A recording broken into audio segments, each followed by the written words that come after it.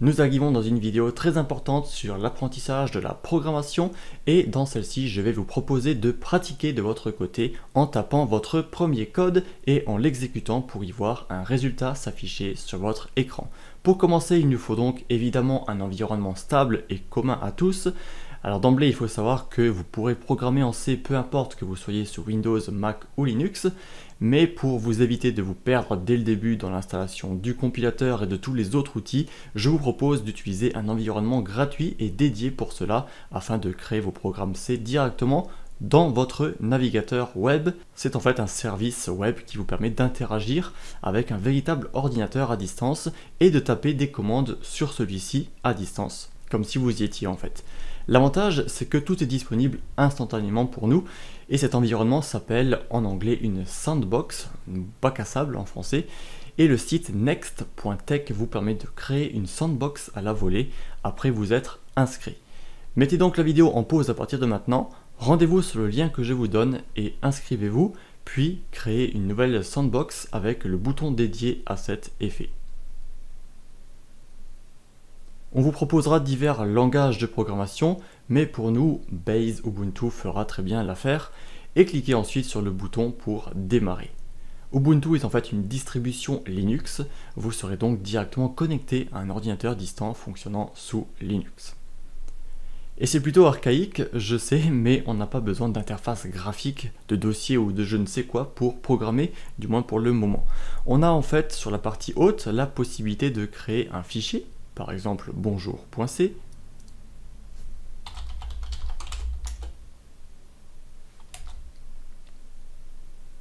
On nomme toujours selon les standards les fichiers sources écrits en langage C avec une extension .c. C'est logique, me diriez-vous, tout comme un fichier texte d'ailleurs fini par l'extension .txt. En créant donc ce fichier, vous aurez un éditeur de texte vous proposant une interface vide dans laquelle vous allez pouvoir écrire votre code source. Dans la fenêtre du bas, vous y voyez un terminal. Il s'agit d'un programme spécial permettant d'exécuter des commandes. Vous pouvez par exemple taper la commande ls, raccourci de list, pour lister les fichiers présents dans le répertoire courant. Lorsque je dis le répertoire courant, il faut savoir que le terminal se trouve par défaut dans un répertoire, ou dossier si vous préférez. Celui-ci est le même que celui dans lequel nous avons créé automatiquement le fichier bonjour.c. Vous pouvez utiliser l'icône en forme de dossier à gauche pour y voir les fichiers du dossier courant, dont notre fichier bonjour.c qui a bien été créé. Ma commande ls liste et affiche donc précisément ce fichier car c'est le seul qui se trouve dans mon dossier, du moins à l'heure actuelle. Il existe évidemment beaucoup de commandes que vous apprendrez à connaître au fil du temps, mais pour le moment on souhaite déjà commencer par écrire notre code. Je vous propose donc de taper en même temps que moi le code C que nous avons vu précédemment dans la fenêtre du haut.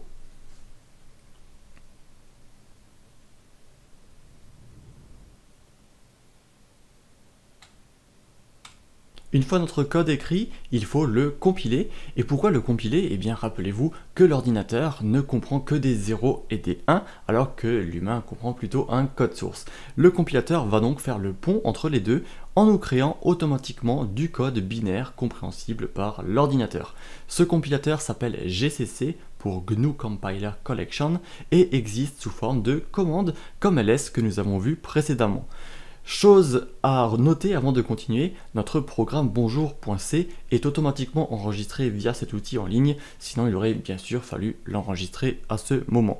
On tape donc la commande gcc, puis on lui donne un nom de programme que l'on souhaite obtenir en précisant d'abord "-o" pour output, soit le programme à résultant en français, ainsi que le nom du code source à utiliser d'ailleurs pour la compilation. Je tape donc gcc-o bonjour suivi de bonjour.c. Ça c'est la commande classique que l'on utilisera avec gcc. On peut taper n'importe quoi à la place de bonjour après le "-o, ça sera votre programme de sortie, votre programme exécutable, mais bien sûr bonjour.c c'est votre fichier source en langage C. Je tape entrée pour valider. Le "-o est d'ailleurs ce que l'on appelle un argument de ligne de commande. Les diverses commandes qu'on tape peuvent en effet être dynamiques. Par exemple avec ls, on pourrait rajouter aussi des arguments pour lui demander d'afficher ce qui se trouve dans un dossier précis ou avec des fonctions précises, etc. Bref, on peut lui demander diverses informations à afficher. via ces arguments de ligne de commande. Ce sont en fait des options que l'on peut simplement ajouter à nos commandes. On utilise cette option "-o" pour dire à GCC qu'on va définir notre propre nom. Et si maintenant j'enlève "-o bonjour", eh bien ça fonctionne en fait très bien, mais vous y verrez un nom de programme par défaut qui sera généré et qui s'appellera toujours a.out, encore une fois out pour output, un fichier de sortie. À ce propos, vous pouvez remonter dans la commande précédente ou aller dans la commande suivante avec les flèches haut et bas du clavier. Ça vous évite de devoir les retaper systématiquement. Et vous pouvez également nettoyer le terminal, c'est-à-dire remonter en haut de celui-ci, remettre le curseur en haut avec le raccourci CTRL.L si vous souhaitez y voir plus clair, et vous en aurez sans doute besoin au fil du temps. Puisque notre fichier a.out n'est pas utile, on a la commande rm pour remove, toujours très raccourci d'ailleurs, et qui va donc supprimer un fichier qu'on lui donne ensuite.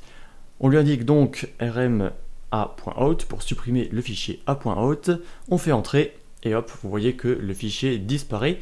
Vous avez également la touche tab dans le terminal toujours pour l'autocomplétion, ça c'est également très pratique. En l'occurrence j'ai juste tapé, comme vous avez pu le voir, a. Et puis j'ai tapé sur tab et j'ai laissé le système me trouver automatiquement le fichier qui commence par a. Qui était donc uniquement a.out. Bien, il est donc l'heure d'exécuter notre programme précédemment compilé, et pour cela on pourrait taper bonjour, car le fichier s'appelle ainsi, mais vous voyez que le système nous dit que la commande n'est pas trouvée. Eh bien oui, car il veut des commandes, et il faut donc une commande nous disant d'exécuter ce fichier, car ce fichier en lui-même n'est pas une commande, c'est un fichier, c'est un programme en fait exécutable. J'espère que vous me suivez jusqu'ici. Pour ce faire, on va donc toujours faire dans la simplicité, quoique le terme reste relatif, on tape /bonjour. Le point signifiant ce même dossier, ce dossier courant dont je parlais avant, et celui dans lequel nous avons nos fichiers, dont le fichier bonjour.c. Le slash dit qu'on entre en fait dans ce dossier courant pour y chercher le fichier bonjour. Ça c'est vraiment standard sous Linux. Sans le slash, on chercherait un fichier appelé .bonjour, mais nous on veut le fichier bonjour du dossier courant, car on pourrait très bien avoir un fichier qui s'appelle .bonjour. Donc /bonjour permet d'exécuter le fichier bonjour. Et là enfin, en tapant entrée, on voit notre premier message s'afficher. Félicitations, votre premier programme C a été compilé et exécuté avec succès. Même si, il faut le dire, c'est un petit peu moche, parce qu'on a la ligne suivante qui est collée à bonjour à tous. Et oui, car c'est un autre point fondamental de l'informatique, l'ordinateur fait ce qu'on lui dit de faire, et prend vraiment nos instructions à la lettre. On n'a pas dit de mettre un saut de ligne, mais uniquement d'ajouter du texte bonjour à tous. L'ordinateur ne se permet donc pas de le faire à notre place, il nous affiche tel quel ce qu'on lui dit d'afficher. En toute logique, on aimerait appuyer sur entrée à la fin de la ligne pour y voir plus clair, comme ceci, mais c'est un petit peu moche, premièrement, et le compilateur n'aime pas non plus en fait. Si on essaye de compiler, on reçoit plusieurs belles erreurs. On va tout de suite en reparler, mais pour faire un saut de ligne, les programmeurs ont inventé un caractère spécial il y a déjà plusieurs années, plusieurs dizaines d'années même, et ils ont d'ailleurs inventé deux caractères. Le premier c'est le backslash et ensuite n. Le backslash permet de dire que le caractère suivant sera traité différemment, et le n tout simplement signifie nouvelle ligne. Il y a donc plusieurs autres caractères de ce type qui existent, comme \t pour faire une tabulation. Mais bref, là on va donc essayer de recompiler avec \n, et vous allez voir que cette fois-ci on affichera bel et bien une nouvelle ligne après notre texte. Raccourci donc qui est très important, on pourrait mettre plusieurs \n à la suite pour faire plusieurs sauts de ligne, et pour nous en tant que programmeur c'est plus facile, notre code reste compréhensible, il reste sur une seule ligne, et l'ordinateur interprétera correctement les différents caractères spéciaux qu'on lui précisera directement dans la chaîne de caractères.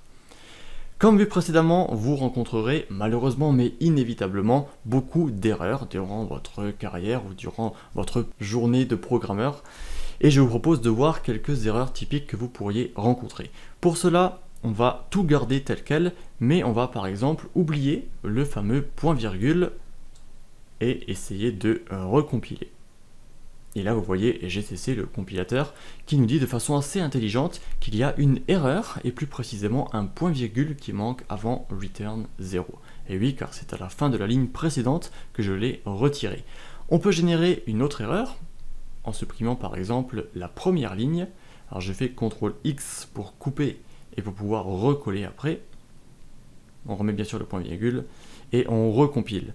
Là vous voyez qu'on a plus concrètement une erreur, mais un avertissement, un warning qui nous est donné. Le compilateur comprend là encore le souci et nous indique que la fonction printf est déclarée implicitement car il a su la reconnaître, mais cela peut tout de même poser des soucis.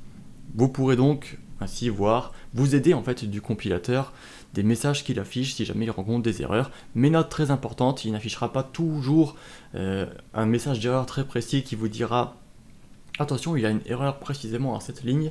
Là, on a vraiment de la chance, entre guillemets, mais bien souvent, vous aurez des erreurs qui risquent d'ailleurs de créer d'autres erreurs, car le compilateur va essayer de continuer son analyse du code, et donc vous pourrez rencontrer parfois 10 messages d'erreur pour simplement un petit bout de code qui est mal tapé. Donc il faudra bien analyser votre code, analyser ce que le compilateur vous dit, et essayer ainsi de remonter à la source du problème. Ce n'est pas très facile, mais ne vous inquiétez pas, c'est en faisant tout simplement que vous apprendrez.